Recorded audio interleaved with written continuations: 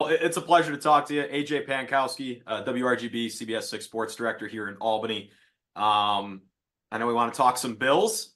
I have a lot of Bills fans in this region that are on ease. You know, they're a little worried about what's going on. I don't think they expected the season to go this way so Yeah. far. So, um, first off, I'll just kind of start with, the state of the Bills and where you think they're at as of right now. Well, they're in a critical part of their season because they've got to get things together here if they want to make the playoffs and have the kind of season that everybody in Buffalo wants them to have. Right now, I think they're 6-6, and 6-6 is going to be tough to make the playoffs. Here's the thing. They're good enough that if they can just get it together down the stretch, they can always get hot at the right time. But they're making life hard on themselves right now, harder than it should be. And so you'd like to think that they will turn it around. And if they do, if they can get to the postseason, they'll have a chance to get things done. And I think the goal right now to me would be get to the postseason and take your chances that Josh Allen will get hot and carry you there.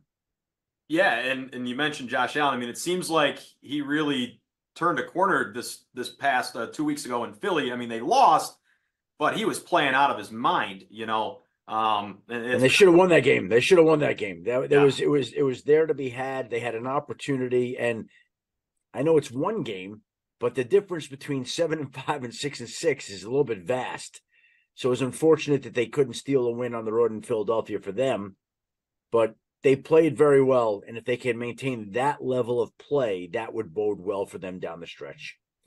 Yeah, and you mentioned, the difference between 7-5 and 6-6, and it doesn't get any easier. This week, the big matchup, they're in Arrowhead. The Chiefs just lost. They're probably not going to be too happy. What's it going to take for this Buffalo Bills squad to go into Arrowhead and take down the Chiefs and start 1-0 every week till the playoffs? Yeah, well, I would say this, that they're getting the Chiefs at the wrong time. You don't want to come off a game that they had and get them at home. Like, I would not want to get Kansas City anytime, but I really wouldn't want to get them after a loss. But this is what Buffalo now faces, and Buffalo has put itself in this position, and it's a situation they're going to have to find a way to get it done and find a way to squeak out a win. But here's the deal. If they could play as well in Kansas City as they did in Philadelphia, they'll have a chance to win the game. Yeah. And, you mentioned the records and everything and the big game this week. And I know the Bills have to worry about themselves and do their jobs first. But the AFC is so, there's so many teams piled up together where it's like, not only are they going to have to do their job and win, but they're going to need some help. What teams do you think could possibly fall out for the Bills to come up and grab a spot? Well, the obvious one is going to be the Miami Dolphins. I mean, they're going to have to find a way to catch the Dolphins. The Dolphins have some tough games too, because I don't know if they can count on being a wild card. That's going to be tough. There's a lot of teams, but the good part for the Bills is a lot of teams keep losing their quarterback in the AFC. Yeah. And so as long as that's the case, then they're going to have a chance to do some things. And, hopefully for them, they can find a way to get it done. My personal opinion is that, if the Bills get in, even if they get in as a 7 seed, I don't think anybody wants to see a 7 seed Buffalo Bills. What are your thoughts on that? Look, anytime that Josh Allen is in the postseason, that's not a comfortable matchup for an opposing defense. So that's my point. Just get in. Get in as the 7. Get in as the 6. Just get in and give yourself a chance to get hot at the right time. We've seen postseason teams get hot when it matters. And if you're Buffalo, all you want is that opportunity to get that chance to see if you can make it happen. Absolutely, absolutely. And real quick, I know we're also here to talk about something that you're obviously passionate about, and that's, the One Pledge movement.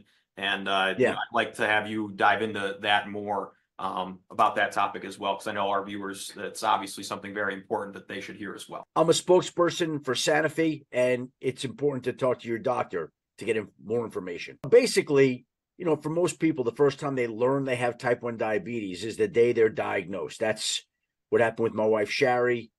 Lives can change just like that. She found herself learning about her condition, insulin, monitoring blood sugar, and it's shocking. And having a family history of type 1 diabetes is the highest risk factor for developing the disease. But more surprising is that most new cases impact people with no family history at all.